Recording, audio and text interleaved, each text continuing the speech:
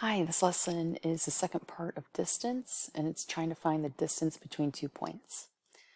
The distance between 2 points is the length of the difference between the 2 points. Let's say we have 2 points on the number line, like 9 and 15. And we ask you, well, what is the distance between 9 and 15?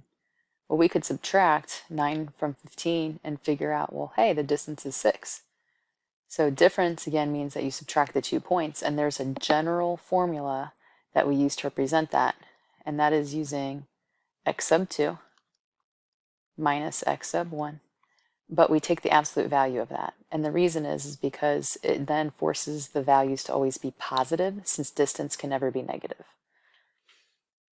Example number 1, we're going to use the number line to find the following points. So the distance between D and E is the absolute value of 7 minus 4, which is 3. AB, we have the absolute value of negative 1 minus a negative 5 is plus 5, and so that would give us 4.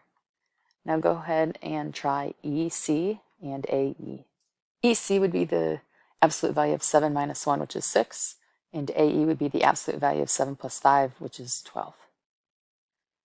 The next topic would be finding the distance on a coordinate plane. Now we have our 2 coordinates. I'm going to label x1, y1, x sub 2, y sub 2. Okay. And we have to figure out how to find the length of this diagonal line. One way that we could do this is by creating a right triangle out of it. So if I just extend the 2 legs until they intersect, then we have this right triangle. And by creating a right triangle, we can now use Pythagorean theorem, which was the a squared plus b squared equals c squared. And we just have to find the lengths of both of those 2 sides, but I have enough information because they give me these 2 coordinates. So to get the x coordinates, which would be the horizontal length of that triangle, we would have to subtract the 2 sides. So we would have 5. And what happens when we subtract a negative? That means it becomes plus 6. And then 5 plus 6 would give us 11. So we have this length as 11, and then we do the same thing, but with the y coordinates to get the vertical leg. So I have the 9. I subtract a negative 4, which means that it's plus 4, and we get 13. So now I have my 2 side lengths. I have 11 squared plus 13 squared is equal to c squared. I have 121 plus 169 is equal to c squared. Add them together, I get 290. And then last step is to take the square root. So square root of 290 is equal to c. And there is no perfect square that divides into that evenly, so that's as simplified as it can get. Now if we take a look at the distance formula, we see that it's very, very similar to what we did up here. We have your points labeled in the first example, and this time we're not using specific values, we're just using x's and y's. We subtract the x coordinates, x2 minus x sub 1, square it, and then we add it to the difference of the y's, so y2 minus y1, square that, and that's equal to d squared. But in order to get rid of that squared, we have to take the square root on both sides, which is why the distance formula has everything underneath that radical. And you can see that we did that in the first example because we have 11 squared plus 13 squared, add them together, got our sum, and then our final step was to take the square root of that.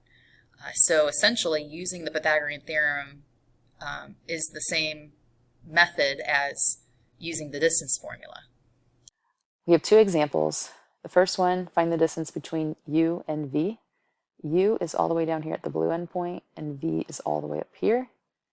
So I'm going to go ahead and draw a segment there. We can use Pythagorean theorem since we are on a coordinate plane. So I'm going to go ahead and extend those till they create a right triangle. And we can go ahead and figure out how far apart these are. So 5 minus a negative 1 is 6. 7 minus a negative 1 is 7 plus 1, which is 8. And then we plug it in.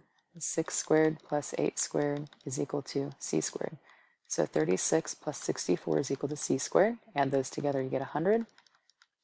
And then we take the square root on both sides. So we get a square root of 100 is equal to c. Now, square root of 100 is actually a perfect square, so we need to simplify that a little further. So that would give us 10. Go ahead and try example number 2, whichever method you want, either Pythagorean theorem or distance formula.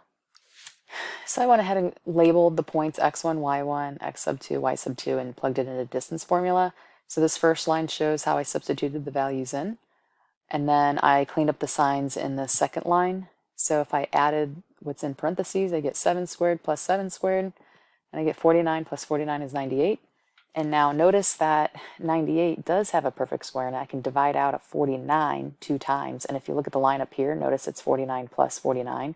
So that means there's 2 49s. So I got to take the 49 out. And that would simplify to 7 radical 2.